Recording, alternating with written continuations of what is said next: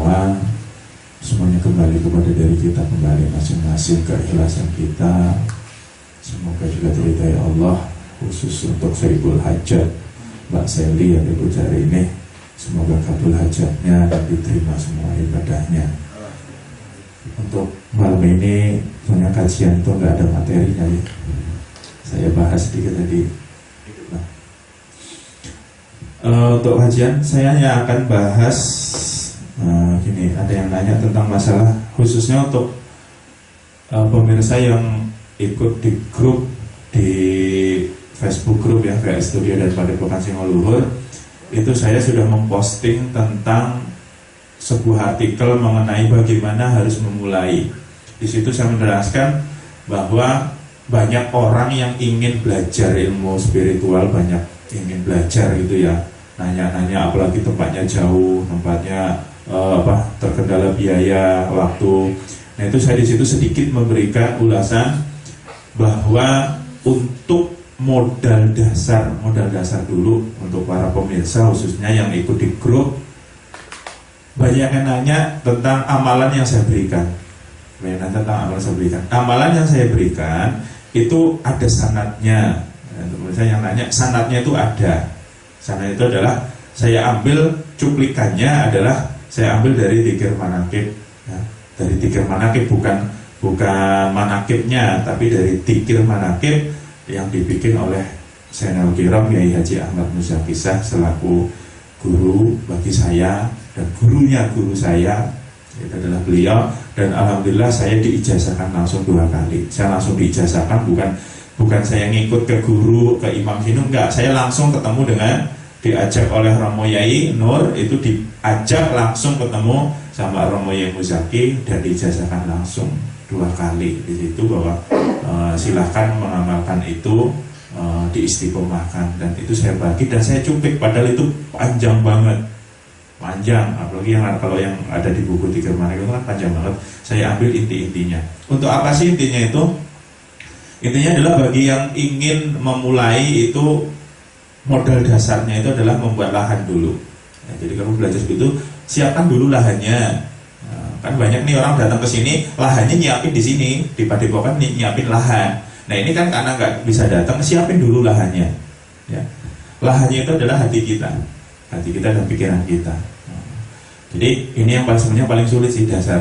Jadi menyiapkan lahan itu, menggembleng lahannya dulu, menyiapkan lahannya, bukan mau nanam. Ini yang saya ajarkan itu bukan mau nanam, tapi menyiapkan dulu. Di situ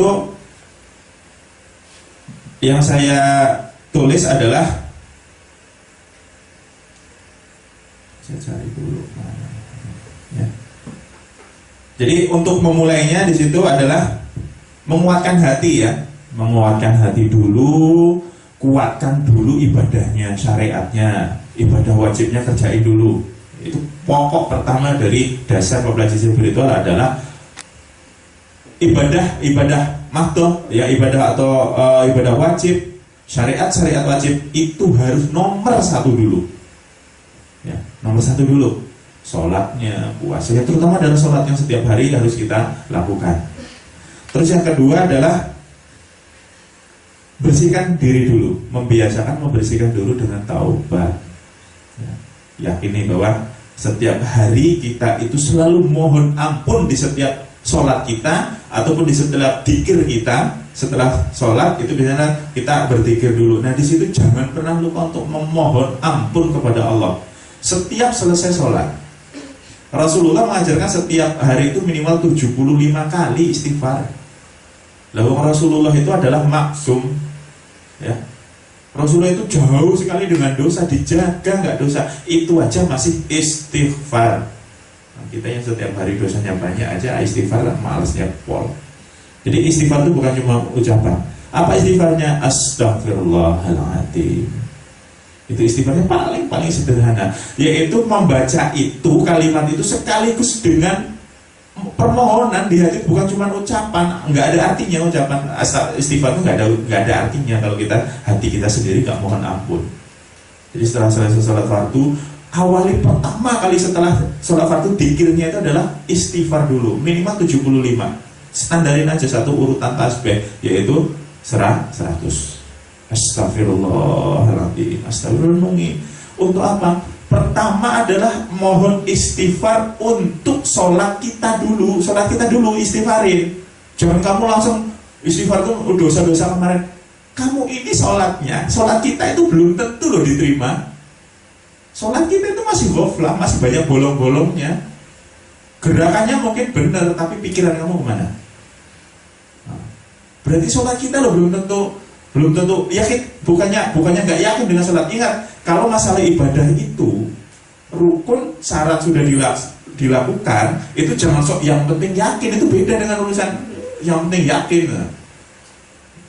Intinya adalah kita mohon ampun terhadap ibadah yang baru saja kita laksanakan. Ya Allah, astagfirullahaladzim, ya Allah, ampuni kesalahan dalam sholat saya tadi. Sisanya adalah dosa antara sholat yang sebelumnya ke sholat ini. Mungkin kamu sholat maghrib, berarti di antara asar dengan maghrib mungkin saja kamu melakukan perbuatan yang melanggar syariat. Kamu dosa, mohon ampunan untuk hal yang kamu perbuat tadi. Jadi pokok istighfar pertama adalah mohon ampun terhadap ibadah yang baru saja kita lakukan. Jadi kalau kita ini habis sholat terus istighfar, oh bayangnya mohon doa yang pernah dilakukan, ya doa-doa masalah, itu sombong namanya. Padahal benar loh, tapi sombong. Seolah-olah sholat kita tadi sudah benar, kamu langsung mohon ampun yang lalu. Jadi benarkan dulu, mohon ampunkan kepada ibadah yang barusan kita laksanakan. Jadi istighfar 100 kali. Terus kemudian biasakan melakukan puasa sunnah, Senin Kemis itu sunnah, atau Daud hari puasa sehari enggak.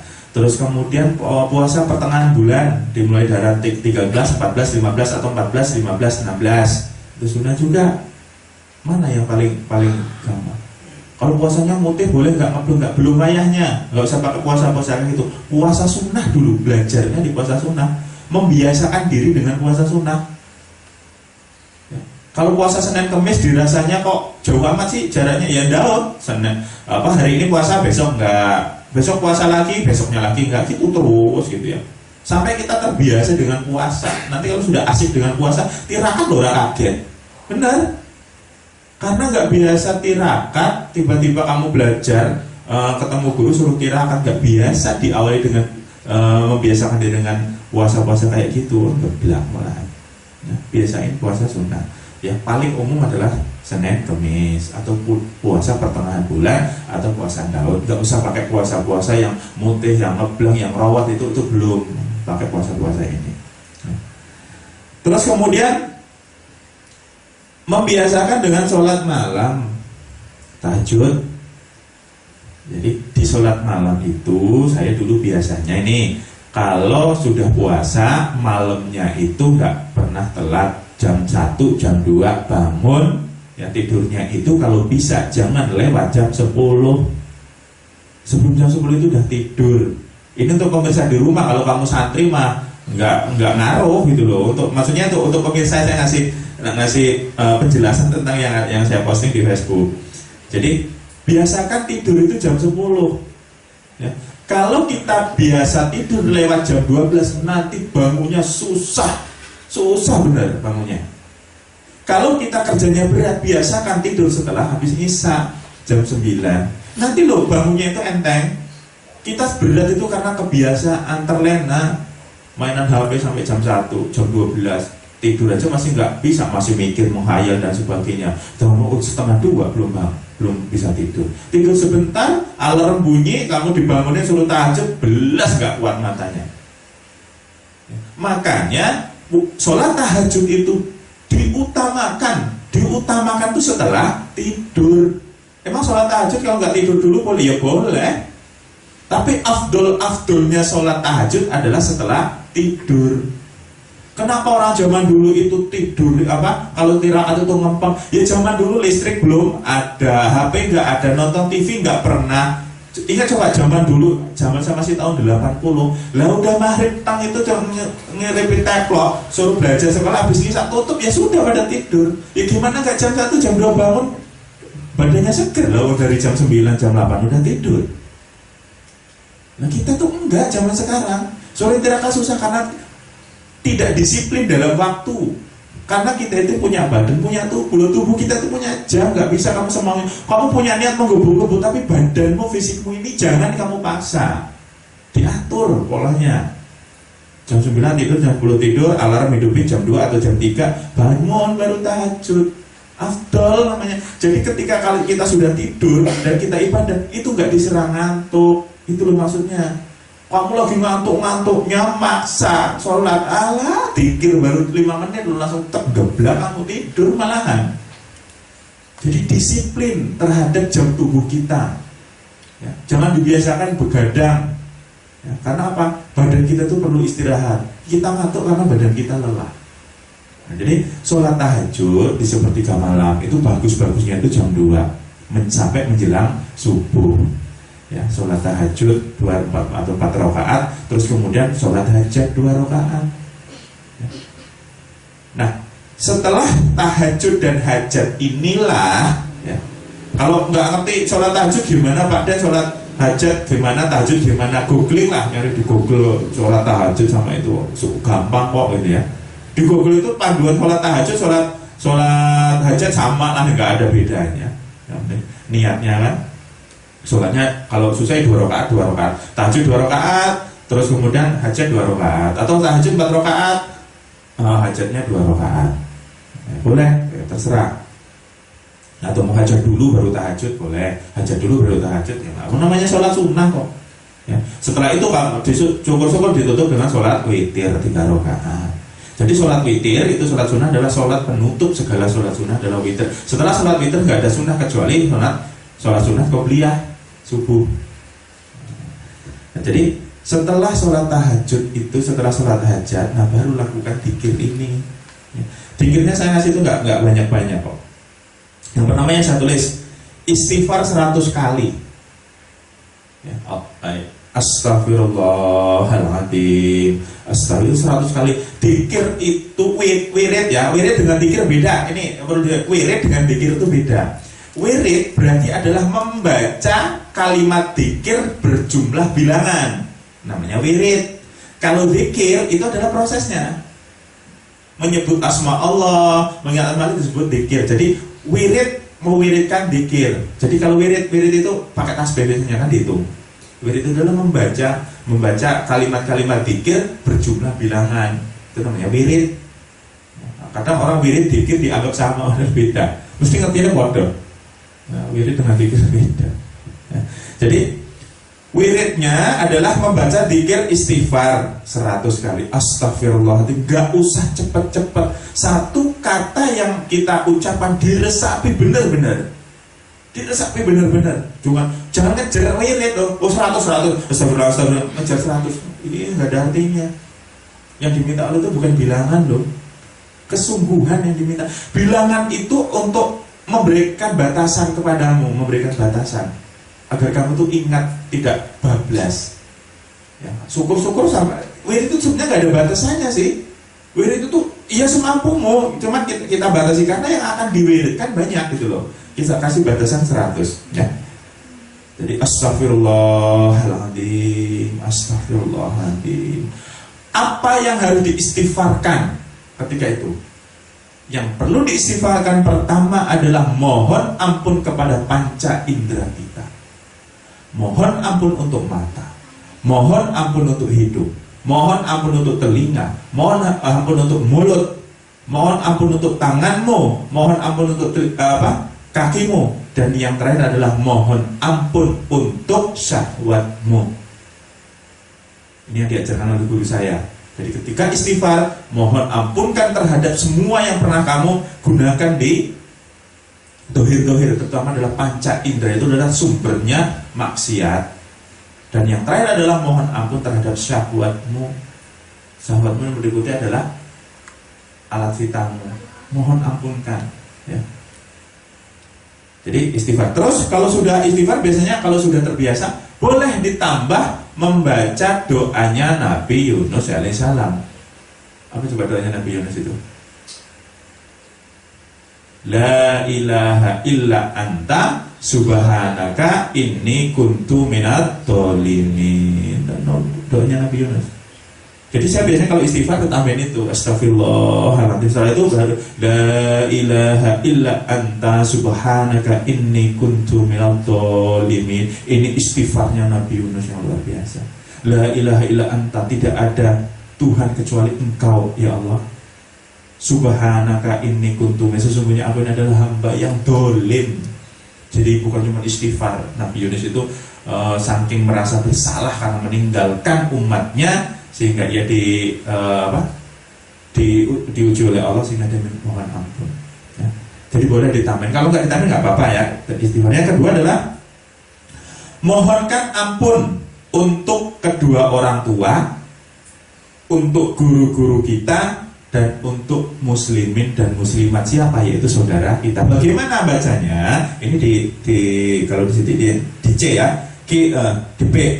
Mohon ampun untuk orang tua, guru-guru kita, dan untuk kaum muslimin muslimat. Pertama, mohon ampun untuk kedua orang tua.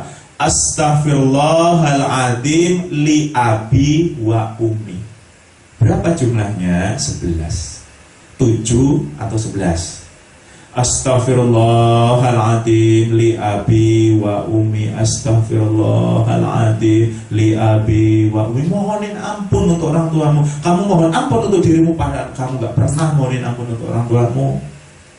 Kenapa sih harus orang tua? Ya karena kita itu anak loh, yang akan diterima pahalanya oleh Allah ketika orang tua meninggal pun adalah doanya. Nah, termasuk mohonkan ampun kepada orang tua itu, istighfar itu adalah doa di situ.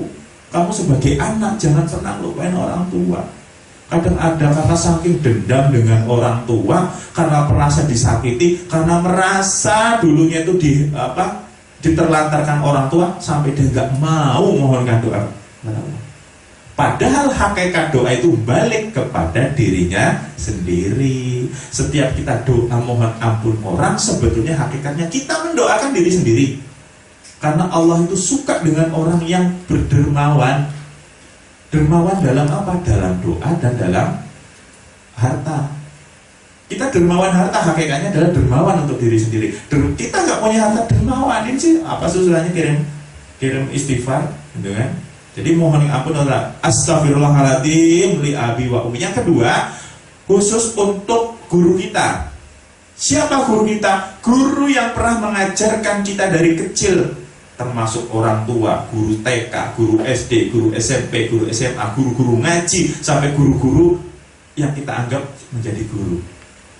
Bacaannya adalah astaghfirullahaladzim li ustadi. Astaghfirullahaladzim li ustadi. Astaghfirullahaladzim li ustadi. Astaghfirullahaladzim li ustadi. Sama 7 atau 11. Terus kemudian adalah mohon ampun untuk saudara-saudara kita kaum muslimin dan muslimat di seluruh dunia. Bacaannya gimana? Astaghfirullahaladzim lil muslimin wal muslimat. Astaghfirullahaladzim lil muslimin wal muslimat. Sebenarnya ada 7. Ini saya kira jadi 3 yang paling pokok. Ya. Jadi kan ada astaghfirullah lil mu'minin wal mu'minat, astaghfirullah. Ini yang saya ambil adalah pokok dari itu. Ya, yaitu istighfar untuk kedua orang tua, istighfar untuk guru-guru kita, dan istighfar untuk saudara-saudara muslimin wal muslimat. Itu adalah saudara-saudara kita. Yang berikutnya adalah kirim Fatihah. Nah, ini tawasul, masuk ke tawasul. Kirim Fatihah, ya, kirim Fatihah. Nah, ada yang nanya, kenapa sih harus tawasul? Tawasul itu bukan berarti, ini jangan salah persepsi lah ya. Banyak yang salah persepsi, tawasul itu haram katanya, musyrik, ada yang kayak gitu. Tawasul itu sebenarnya mendoakan untuk orang-orang yang kita ikuti. Maksudnya kita ikuti fatwanya, kita ikuti ilmunya, ya, atau karena kita mencintai mereka, yaitu para alim, ulama. Tawasul itu kita nggak bisa ngasih apa-apa loh, ketika mereka itu udah nggak ada. Mau ngasih apa coba? Ngasih duit loh, udah nggak ada. Yang bisa kita lakukan adalah menghadiahkan bacaan Fatihah. Bukan ngirim Fatihah, Fatihah itu nggak nyampe. Hadiahnya, karena kita membaca Al-Quran saja sudah berpahala kan. Maka Fatihah, fadilah Fatihah itu sangat besar. Makanya membaca Fatihah itu adalah mengirimkan, hakikatnya adalah mengirimkan pahala. Dan pahala di sini sebetulnya adalah doa. Jadi Fatihah itu adalah mengandung unsur doa di situ, sehingga kita menghadiahkan doa ini kepada orang-orang yang kita tuju. Pertama, Hadiah kepada siapa? Kepada Nabi, sahabat dan keluarganya. Ya. Liridho illahi ta'ala wa bi syafaati nabina wa maulana Muhammad sallallahu alaihi wasallam wa alihi wa azwajihi wa dzurriyyatihi. Al-Fatihah. Itu yang paling umum kan? Ila hadrati Nabi, ila hadrati Rasulullah sallallahu alaihi wasallam. Ada juga itu ila hadrati Rasulullah sallallahu alaihi wasallam wa ashabihi ya wa alihi wa dzurriyyatihi dan seterusnya ada. Jadi intinya kirim Fatihah ke Nabi, keluarganya dan sahabat-sahabat. Terus yang berikutnya adalah kirim Fatihah untuk Nabi Khidir dan Nabi Ilyas dan malaikat muqarrabin. Kenapa sih harus malaikat? Kenapa kok Nabi Khidir dan Nabi Ilyas? Ya karena ini saya nggak terlalu panjang karena sanadnya itu dari guru saya begitu ngajarnya. Ya sebetulnya ada watilahnya. Kenapa Nabi Khidir banyak ceritanya? Nabi Khidir ini adalah lautan ilmu. Ya.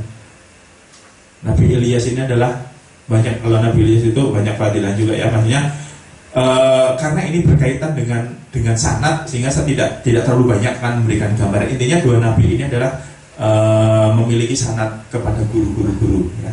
Jadi khusus untuk Nabi Khidir, Nabi Ilyas dan malaikatul muqarrabin. Bagaimana cara tawasulnya?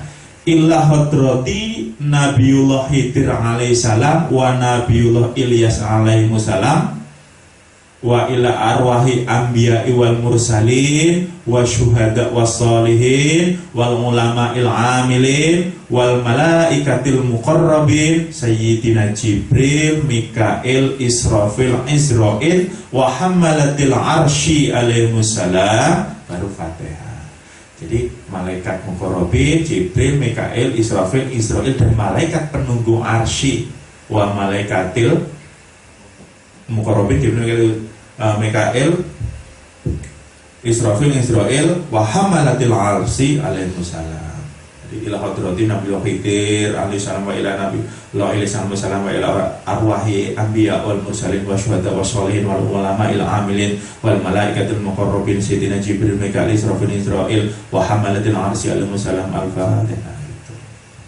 Atau disingkat nggak apa, khususon ala Nabiullah Khidir, Nabiul Ilyas wa malaikatul muqarrabin. Fatihah boleh. Yang penting itu kirim Fatihah disebutin untuk siapa. Terus kemudian mengirimkan Fatihah untuk Sultanul Auliya Syamsul Qadir Jilani. Nah ini dia nanya juga, kenapa harus Syamsul Qadir Jilani? Karena kita masalah kewalian ya, masalah kewalian. Banyak kita mengambil barokahnya dari ilmunya para wali dan sultannya, sultan ya, rajanya para wali ini adalah Syamsul Qadir Jilani. Jadi kita meminta barokahnya, terutama barokah ilmu dan barokah dzikir yang diturunkan kepada guru-guru kita sampai ke kita, itu yang kita minta barokahnya, sehingga kita mengirimkan hadiah Fatihah untuk orang yang memberikan barokah. Ya. Barokah itu dari Allah. Munculnya barokah dari Allah karena kewalian, karena kealiman dari para waliullah ini turun barokahnya, dan kita minta luberan sedikit saja dari barokahnya, sehingga kita mengirimkan Fatihah untuk mereka. Bagaimana bunyinya? Ila hadrati Sultanul Auliya Syekh Abdul Qadir Jailani. Al-Fatihah. Itu yang paling singkat. Kalau mau dipanjangin panjang banget. Kita ambil karena rata-rata yang mau mengamalkan baru pertama gitu loh, kalau dikasih panjang. Kalau mau dipanjangin boleh ya. Ila hadrati Sultanul Aliya il Arifin Kubai wal Khawsi Somadani Syedira Syamdul Qadir Jali Masjid Sufiyati Manasana Junaidul Badati wa Syaibahatin Naqsobati Rojali Islami Abu Hamid Ibnu dan seterusnya. Ini berkaitan dengan Torekoh.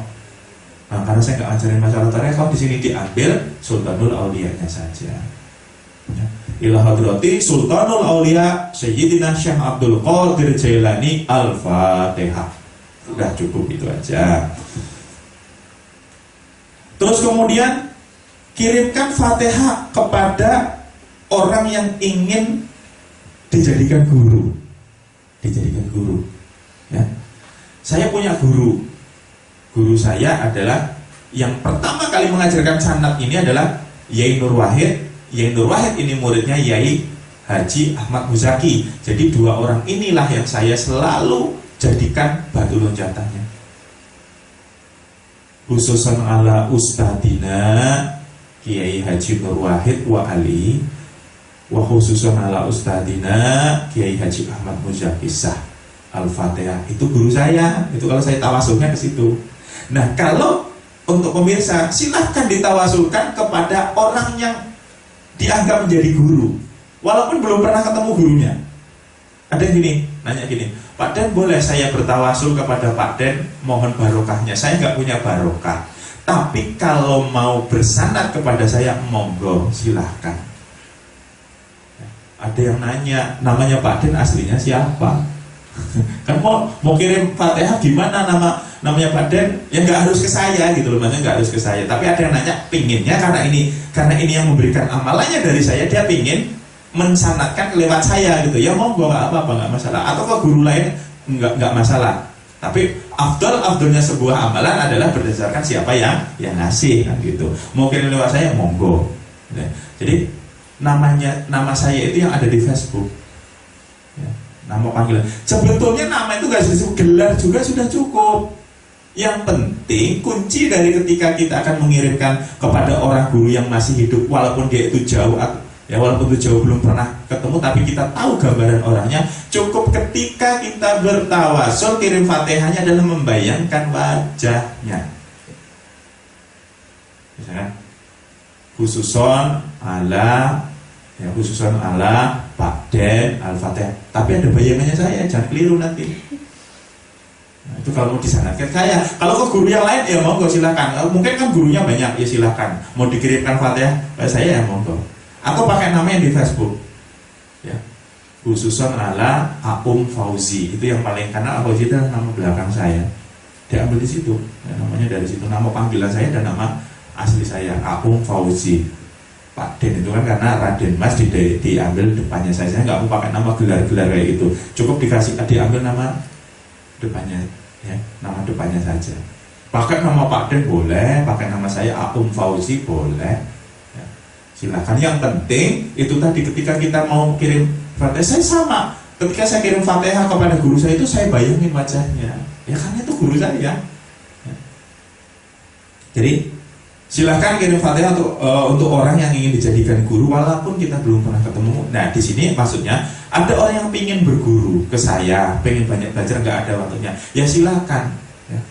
Karena belum ada kesempatan ketemu saya, ya monggo disanadkan, nggak apa-apa. Suatu saat kalau memang jodoh, ya pasti ketemu, ya, pasti insya Allah ketemu. Kalau ada sanad, ada jodoh ke saya. Setelah selesai tawasul, berarti tawasulnya tadi kirim tawasulnya adalah kirim Fatihah untuk Rasul, Nabi, sahabat, keluarga, kirim Fatihah untuk Nabi Khidir, Nabi Ilyas, malaikat mukarrabin, kirim Fatihah untuk Syekh Abdul Qadir Jailani, dan kirim Fatihah untuk guru atau orang yang ingin kita jadikan guru, atau orang yang memberikan ijazah itu, atau orang yang memberikan amalan. Terus selanjutnya adalah baca sholawat Nabi 100 kali. Allahumma sholli ala Muhammad, itu yang paling rendah. Atau sallallahu ala Muhammad boleh. Atau Allahumma sholli ala Sayyidina Muhammad boleh. Intinya adalah sholawat itu adalah Allahumma sholli ala Muhammad, sallu ala Muhammad, itu paling inti dari itu. Ya, ucapan selamat kepada Rasulullah. Berapa? 100 kali. Kenapa sholawat? Karena faedah manfaat sholawat sangat banyak. Kita meminta apa sih dengan sholawat? Yang pertama, tanpa adanya Rasul kita tuh gak ngerti Allah. Gak ngerti adanya Rasul itu loh. Sholawat itu juga bagian ucapan terima kasih kita kepada Rasulullah karena telah mengenalkan Allah ke dalam diri kita. Dan kita juga mohon syafaatnya nanti di yaumul qiyamah, karena orang-orang yang mendapatkan syafaatnya adalah orang-orang yang tidak pernah bertemu Rasulullah tapi selalu menyebut, memberikan selamat kepada Rasul. Itu adalah orang yang akan dapat syafaat. Siapa? Ada yang pernah ketemu Rasul? Enggak. Maka umat yang paling didahulukan adalah umat akhir zaman yang tidak pernah ketemu Rasul tapi mencintai Rasulullah, itu didahulukan ketimbang sahabat Nabi yang pernah ketemu langsung. Bayangin, orang belum pernah ketemu tapi cinta luar biasa. Nah, kita ini bukan sahabat karena nggak ketemu langsung gitu loh. Jadi dengan membaca sholawat itu tujuannya adalah kita ucapan terima kasih kepada Rasulullah. Tanpa Rasulullah apalah kita ini sekarang gitu kan. Yang kedua adalah memohon syafaat, memohon berkahnya semar. Karena banyak membaca sholawat itu adalah membukakan banyak sekali pintu-pintu rezeki, pintu keberkahan, pintu kemudahan dan seterusnya. Terus berikutnya adalah baca kalimat la ilaha illallah, kalimat tauhid. Berapa? 100 kali. Dan ini juga nggak boleh buru-buru ya. Wirid sholawat, wirid la ilallah itu pelan aja. Nah, untuk kalimat la ilaha illallah ini mungkin agak beda. Ketika berbicara la ilaha illallah, mengucapkan la ilaha illallah, la itu artinya tidak ada. Illallah kecuali. Apa yang tidak ada? Semuanya nggak ada. Jadi ketika la itu nggak ada apa-apa. Illallah kecuali Allah, ya nggak ada, karena kita nggak sanggup membayangkan Allah, nggak sanggup memanifestasikan gambar Allah seperti apa. Kita nggak sanggup membahas tentang Allah itu, nggak, apalagi bayangin, nggak bisa. Sehingga ketika la, jangan sampai ada sesuatu dalam pikiran dan hati kita. La tidak ada sama sekali. Berarti kosong, ya kosong, nggak mikirin apa-apa. Jadi orang bicara baca la ilaha itu sebenarnya kosong karena nggak ada apapun kecuali ya Allah sendiri. Kita nggak bisa menggambarkan. Baca la ilaha illallah ngelantur bayangannya kemana-mana. Ada la ilaha illallah sambil bayangin huruf Allah dan sebagainya. Itu ada yang ngajar. Kalau saya enggak, guru saya mengajarkan bahwa ketika baca la ilaha illallah maka tidak ada apapun illallah kecuali Allah itu sendiri. Dan Allah tidak bisa dibayangkan, tidak bisa digambarkan, tidak bisa pokoknya namanya Allah nggak bisa diapapun. Sehingga kosong blok, kita nggak mikirin apa-apa, nggak ngerasain apa-apa. Ini adalah tersulit dari sebuah zikir. Kalau kita bisa la ilaha illallah ngeblok, harusnya sholat pun bisa khusyuk. La ilaha illallah aja udah nggak bisa ngeblok, masih ada. Jadi la ilaha illallah, la ilaha itu kosong, nggak mikirin apa. Bahkan kita nggak mikirin dengan ucapan kita sendiri. Oh, nanti kalau udah itu udah payahnya tasbih ini menyampai 100 berhenti sendiri biasanya, berhenti sendiri, Pak. Nah, jadi ingat ya, untuk pemirsa ketika membaca la ilaha illallah ini beda dengan la ilaha illallah yang berkaitan dengan lataifnya orang-orang tarekoh ya. Orang tarekoh beda, la ilaha tarik nafas ada itu enggak usah, saya enggak ngajarin itu karena saya juga bukan tidak mengikut tarekoh ya. Jadi banyak sekali teori-teori tentang la ilaha illallah, tapi teori yang saya pakai itu adalah mengosongkan pikiran dari segala sesuatu. Bahkan mengosongkan dari kalimat la ilaha illallah sendiri. Kita mengucapkan tapi kita mengosongkan dari kalimat itu, karena tidak ada apapun kecuali Allah. Terus berikutnya adalah setelah 100 kali baca ya latif. Ya latif ini pokok dari awal untuk belajar spiritual, yang mohon lembut. Ya latif, ya berapa ya latif itu dalam satu hari, satu malam itu minimal adalah 1000 kali dibaca wiridnya. Jadi setelah itu ya latif, ya latif, ya latif, lembut, minta kelembutan kepada Allah. Karena yang akan kita hadapi dalam spiritual adalah hal-hal yang lembut, lembut hati, lembut pikiran, lembut jiwa, lembut sukma, semuanya ingin kita lembutkan di situ. Mohon kepada Allah. Kamu pengen bisa lihat jin itu lembut dari ya latif. Tapi jangan mikir pengen bisa melihat jin loh. Amalan ini saya nggak ngajarin untuk bisa melihat ini, bisa itu, enggak. Ini itu untuk amalannya adalah untuk tadi membuat ladang gitu loh. Nah, ketika kita berzikir bacaan la ilallah dan ya latif, ya putusnya aja ya latif. Ini adalah mata terpejam dan kemudian ditekuk ke atas matanya, yaitu ke kening. Ya, seolah-olah kita melihat kening tapi matanya akan ditekuk ke atas. Maksudnya itu seolah-olah melihat ke atas di ujung kening ini, biar khusyuk. Kalau kamu matanya biasanya longgar kayak gini, kamu susah khusyuknya. Jadi kalau mata ini diangkat sedikit ketika kita macam seolah-olah melihat di ujung kening, orang bilang mata ajna katanya, ke tengah-tengah situ, agak sakit sedikit memang. Sambil baca la ilallah, terus kemudian baca ya latif itu, yang santai, ya latif, ya latif, ya latif, ya latif. Nah, kalau ketika membaca ya latif ini, entah pada hitungan berapapun, akan muncul efek-efek yang ini yang dikiranya nanti berhubungan dengan gue, padahal enggak. Biasanya efek yang muncul, badan menjadi ringan seperti terbang melayang. Ya, mungkin di bacaan di ke-300 ya latif ya latif ya latif itu enteng, badan itu kayak terbang. Sensasi, ada sensasinya. Ada sensasinya. Ini kadang keliru ini orang. Dia seolah-olah masuk ke alam tertentu. Padahal mah enggak. Ini efek karena kita itu khusyuk sehingga kita itu hilang loh. Saraf-saraf kita nggak bisa merasakan saraf. Itu hilang. Akhirnya apa? Enteng kayak terbang. Nanti kalau kamu sadar lagi loh ya biasa. Jadi jangan terpengaruh. Yang kedua, pertama, efek badannya jadi ringan. Yang kedua adalah seolah-olah kamu melihat sinar yang berkelebat di dalam mata itu. Ini yang paling seru, ya paling umum ini ya. Jadi sampai lihat itu, melihat sinar, saya nggak aneh itu. Itu loh efek dari mata kita ya, dari pupil mata kita ini karena ditekuk, karena ditekuk itu banyak sekali, maksudnya itu di dalam itu tuh saraf-saraf itu nggak ini agak kejam gitu loh, sehingga muncul penglihatan itu. Sekarang kalau nggak percaya nih, mengajak pupil matamu bisa melihat cahaya dalam gelap, itu adalah dengan cara menjemin mata itu kejem, tapi jangan lihat, biar putihnya, biar hitamnya di sini. Ini apa sih bahasa kita ini? Ujungnya ini, tempelkan pas, tekan, dua-duanya tahan, jangan lihat apa, lo nanti terang sendiri. Di luar itu kayak ada listrik, dua itu tuh terang. Itu dikiranya kalau yang nggak ngerti, itu ajaib, enggak, itu alami. Yang nanti kalau nggak percaya kita, tapi setelah kamu buka nanti beneran ngeblur itu hampir sekitar 3 atau 5 menit ngeblur matanya. Kamu nggak bisa lihat nanti. Karena dari dulu tuh saya kok seneng kalau kayak gitu, pas lo pikir, ya masa juga ya. Ini loh, ini kan tulang nih nonjol, itu ditekan pas ditekan di tengah-tengah pupil itu agak cocok, ini jangan terlalu kena. Biarin dulu, saraf itu nanti tok dia stres, nanti tiba-tiba itu kayak sinar itu terang banget, biar itu kayak terang kayak listrik. Nah ini kalau nggak ngerti ilmu tentang masalah mata, dikiranya aku dapat sinar enggak. Ada yang nanya, Pak, ini saya matanya ke sini tuh ada sinar berlebar gini-gini. Udah biarin aja, nggak usah, itu sensasi. Sensasi. Terus kemudian yang ketiga mungkin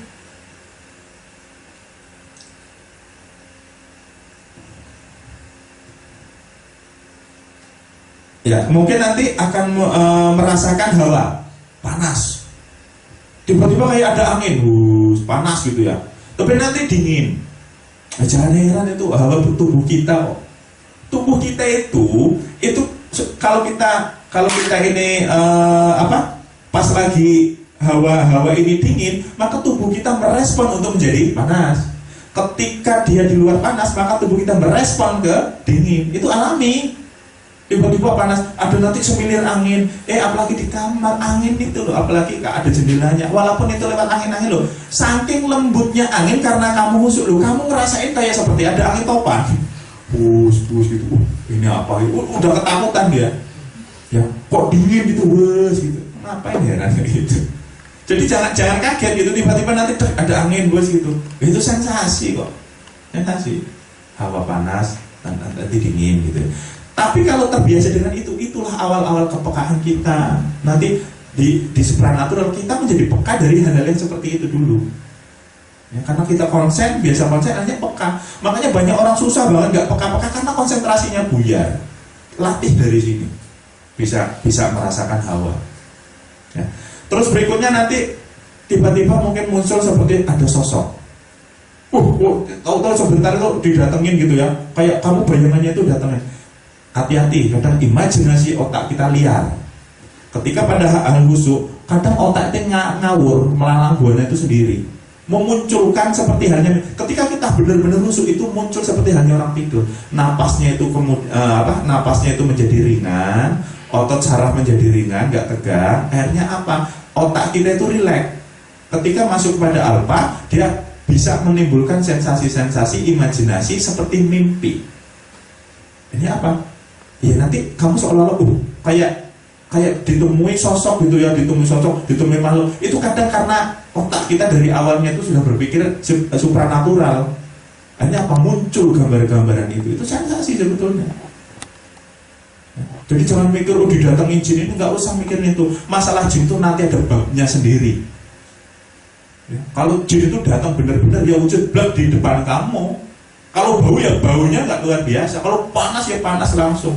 Jadi kamu nggak lihat apa cuman bau wangi dan sebagainya, nggak usah heran sensasi hidupmu itu jadi tambah peka kalau lagi ya. Nggak tahu wujudnya kok cuman bau wangi, kok aneh sih ya.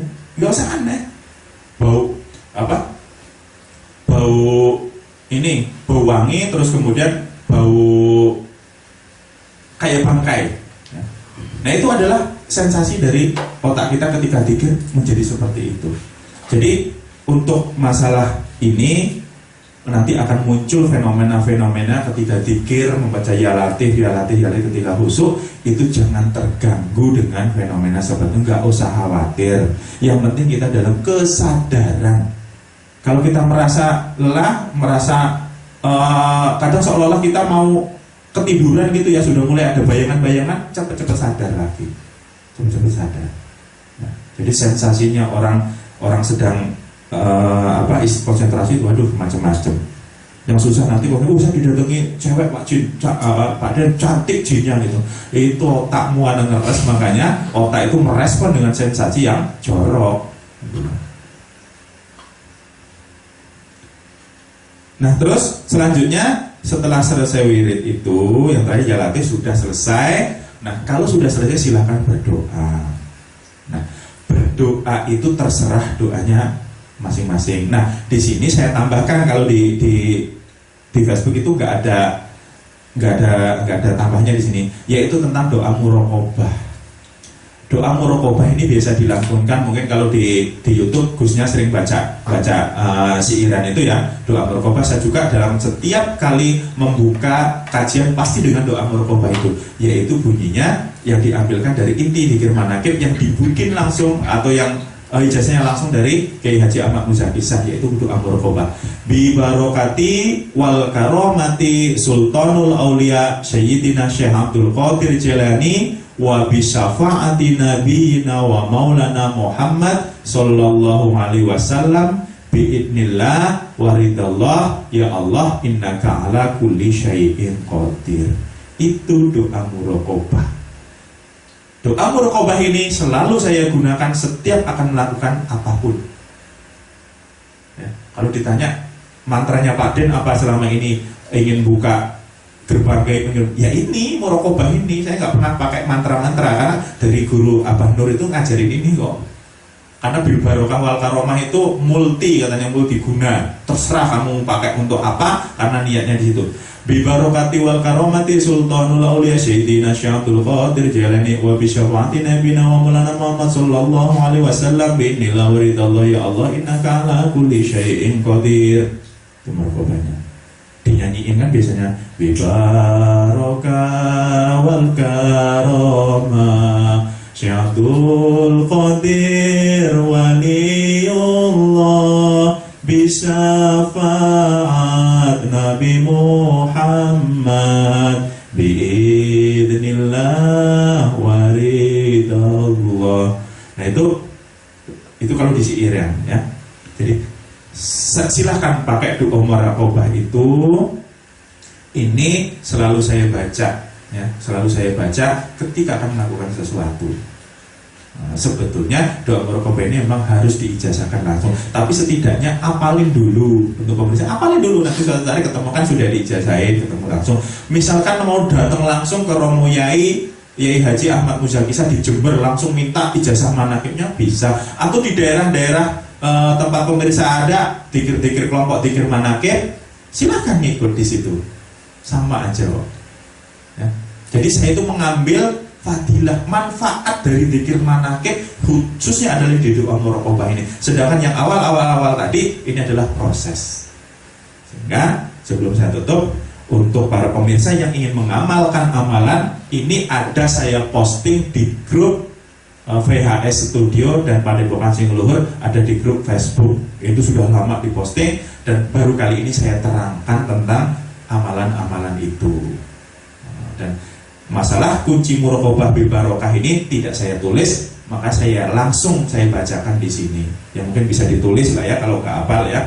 Bi barokati wal karomati Sultanul Aulia Syekh Abdul Qadir Jailani wa bi syafaati nabiyina wa maulana Muhammad sallallahu alaihi wasallam bi idnillah wa ridallah ya Allah innaka ala kulli syai'in qadir. Itu murokobahnya. Nah, tinggal ditambahin belakangnya kalau punya hajat. Iqdi hajati ya Allah. Tambahkan hajatnya apa? Tutup Fatihah. Al-Fatihah baca 33 kali. Jadi saya kalau punya hajat itu setelah selesai tawasulan tadi, saya sudah selesai dzikirnya tawasulan, selalu saya baca doa lebih barokati wal karamati sampai ikti hajati, saya minta hajatnya apa? Al-Fatihah, saya baca Fatihah 33 kali. Ini sesuai dengan panduan yang dijasakan adalah 33 kali. Ya kalau buat 100 ya 100.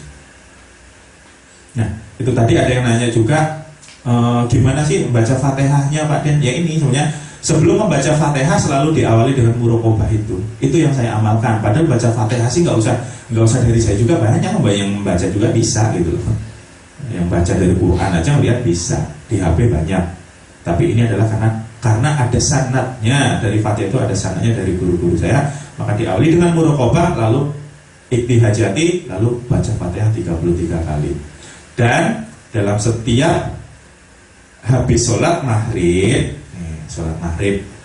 saya tidak pernah, insya Allah akan saya istiqomahkan, yaitu membaca Al-Quran walaupun cuma 1 lembar ya.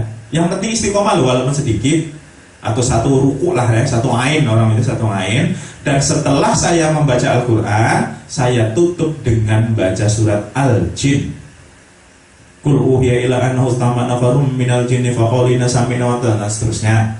Itu di surat Al-Jin nomor 72 ya, surat nomor 72. Nanti ada yang nanya, untuk apa baca surat Al-Jin? Karena saya ini setiap hari ketemu berkaitan dengan hal yang berkaitan dengan jin. Saya mohon barokahnya dari Allah. Ya Allah, saya minta barokahnya dari suratul Jin, karena saya banyak berkaitan dengan itu. Jadi untuk apa? Nah, ini saya jawab di sini.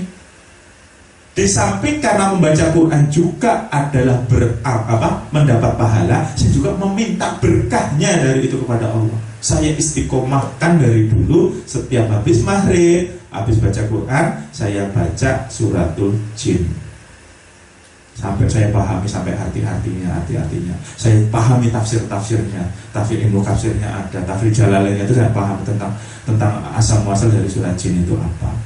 Ya, karena itu tadi, karena saya sering berkaitan kita ini dengan masalah-masalah masalah dengan jin ya, makanya kita minta dari mana kuncinya. Apakah ya Allah itu bisa saja ngasih kita, cuma saya melewat barokah, mohon barokah dari suratul Jin, agar Allah memberikan pemahaman kepada saya tentang dunia mereka ya, tentang bagaimana menghadapi mereka. Itu saya minta barokahnya dari surat itu. Terus ada yang bilang, Pak Den katanya ada yang bilang kalau baca surat Jin kayak gitu tuh nanti ini malah kita itu dimasuki hutang jin. Itu niatnya sudah ngawur.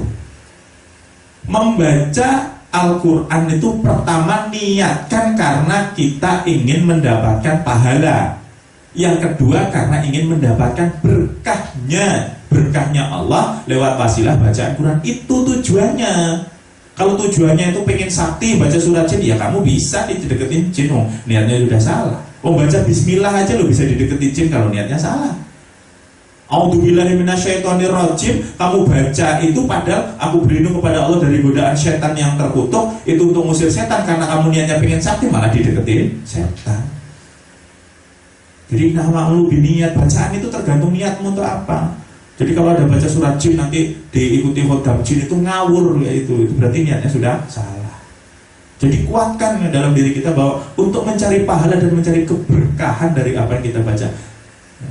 Jadi nggak cukup dengan doa, ya doa tetap wajib, tapi meminta berkah dari setiap ayatul Quran itu juga kita perlu. Jadi setiap hari istiqomahkan baca Al-Quran ya.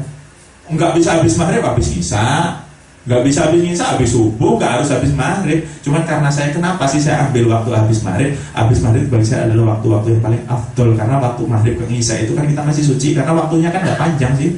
Habis selesai itu nggak lama, nggak langsung sholat isya gitu loh.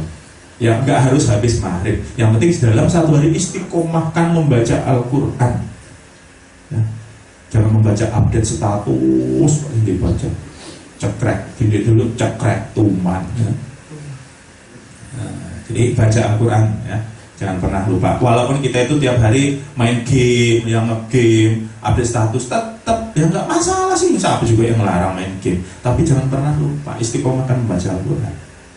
Baik, untuk para pemirsa, mungkin di lain waktu, karena ini kalau di online seperti ini, di video itu nggak bisa panjang lebar. Seandainya datang langsung, diberi kesempatan bisa bertemu dengan saya untuk bertukar pikiran masalah-masalah amalan, karena saya juga nggak merasa pinter tuh, nggak ngasih itu, bukan saya itu berarti pinter, alim, soleh itu nggak, demi Allah saya bukan itu. Saya hanya ingin berbagi tentang amalan kepada semua pemirsa yang kadang ambisi pengen sekali belajar ke sini nggak ada waktu. Saya makanya ngasih amalan untuk membuat lahannya dulu, benarkan lahannya dulu, baru suatu saat nggak harus ketemu saya, nggak harus ketemu Gusnya, nggak harus di Singoluhur, silahkan belajar di tempat lain. Yang penting sudah punya basicnya, punya ladang yang sudah cukup untuk ditanami.